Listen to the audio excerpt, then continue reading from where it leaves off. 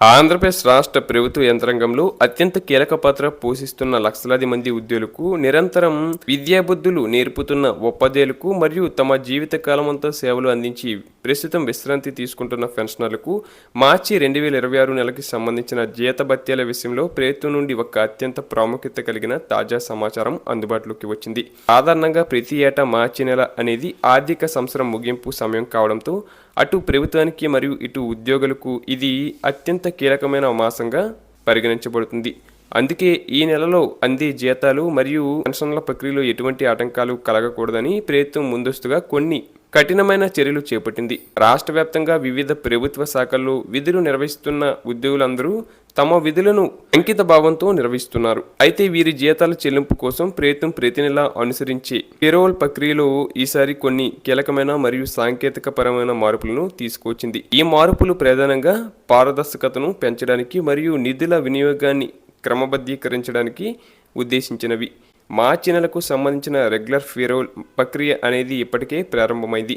ప్రతి ఉద్యోగి మరియు పెన్షనర్ తమ ఖాతాలో నగదు ఎప్పుడు జమ అవుతుందో అని ఆతృతగా ఎదురు చూస్తుంటారు. కాబట్టి అసలు ఈ ప్రక్రియ వెనక ఏం జరుగుతుందో తెలుసుకోవడం ప్రతి ఒక్కరికి అవసరం. ముఖ్యంగా గమనించాల్సిన విషయం ఏంటంటే మార్చి నెల జీతాల బిల్లులను సిస్టంలో అప్లోడ్ చేయడానికి ముందు ప్రీ పేబుల్ యాక్టివిటీస్ అనే ఒక ప్రత్యేక ప్రక్రియను నిర్వహించాల్సి ఉంటుంది.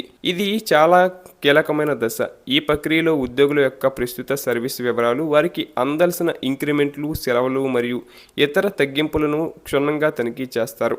ఈ ప్రాథమిక పనులు పూర్తి చేయకుండా జీతాల బిల్లులను సబ్మిట్ చేయడం అసాధ్యం. ఒకవేళ వీటిలో ఏ చిన్న తప్పు ఉన్నా అది మొత్తం బిల్లుల ప్రక్రియను నిలిపివేస్తుంది. అందుకే సంబంధిత కార్యాలయాల అధికారులు వీటిపై ప్రత్యేక శ్రద్ధ వహించి నిర్ణీత సమయంలోగా వీటిని పూర్తి చేయాలని ప్రభుత్వం స్పష్టమైన ఆదేశాలు జారీ చేసింది. తాజా సమాచారం ప్రకారం మార్చి 2026 నెలకు సంబంధించి రెగ్యులర్ పేరోల్ విండోను ప్రభుత్వం అధికారికంగా ఎనబుల్ చేసింది. దీని అర్థం ఏంటంటే ఉద్యోగుల జీతాలు గణన మరియు బిల్లుల తయారీకి మార్గం సుగమమైంది.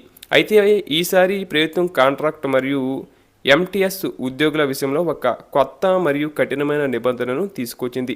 అదేంటంటే కాంట్రాక్ట్ ఎంప్లాయీస్ మాడ్యూల్స్ను 100% పూర్తి స్థాయిలో అప్లోడ్ చేయాలి. గతంలో కాంట్రాక్ట్ ఉద్యోగుల విరాళాలు మరియు వారి డేటా నమోదులో అనేక ఇబ్బందులు తలెత్తేవి. దీనివల్ల వారి జీతాలు సకాలంలో అందేవి కావు.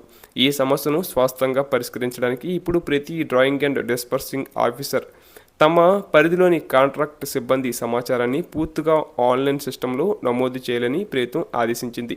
కేవలం ఈ వివరాలను పూర్తి చేయడమే కాకుండా సదరు వివరాలను సంబంధిత సబ్ ట్రెజరీ ఆఫీసర్ గారి వద్దకు పంపి వారి నుండి అధికారిక ఆమోదం పొందడం తప్పనిసరి.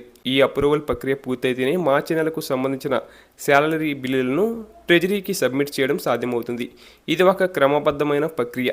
మొదట డేటా నమోదు, తర్వాత వెరిఫికేషన్, ఆపై ఎస్టీఓ ఆమోదం, చివరగా జీతాల విడుదల. ఈ క్రమంలో ఎక్కడా జాప్యం జరగకుండా చూడాలని ప్రభుత్వం అధికారులను హెచ్చరించింది. సాంకేతిక పరంగా చూస్తే ఈ పేరోల్ ప్రక్రియ నిన్నటి నుంచే ప్రారంభమైంది.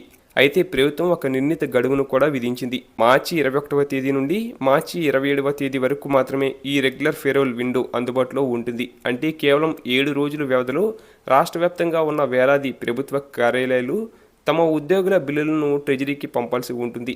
ఈ 7 రోజుల గడువు ముగిసిన తర్వాత సాంకేతిక ఇబ్బందులు తలెత్తే అవకాశం ఉన్నందున అధికారులు యుద్ధ ప్రాతిపదికన ఈ పనులను పూర్తి చేయాలని అమరావతిలోని director of treasuries and accounts కార్యాలయం నుండి స్పష్టమైన ఆదేశాలు అందాయి. అలాగే మరో ముఖ్యమైన మార్పు ఏంటంటే ఎంటీఎస్ మరియు కాంట్రాక్ట్ ఉద్యోగుల జీతాల చెల్లింపు విధానంలో వచ్చిన సమూల మార్పు. ఫిబ్రవరి నెల వరకు వీరి జీతాలను పాత పద్ధతిలోనే ప్రాసెస్ చేశారు.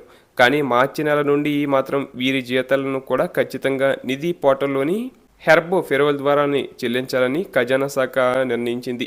దీనివల్ల కాంట్రాక్ట్ ఉద్యోగుల జీతాలు కూడా రెగ్యులర్ ఉద్యోగుల తరహాలోనే అత్యంత పారదర్శకతమైన డిజిటల్ విధానంలోనే చెల్లించబడతాయి. దీని ప్రధాన ఉద్దేశం ఏంటంటే జీతాల చెల్లింపుల్లో మధ్యవర్తుల ప్రీమియం లేకుండా నేరుగా ఉద్యోగి ఖాతాలోకి నగదు చేరడం మరియు రికార్డుల నిర్వహణను మరింత సులభతరం చేయడం.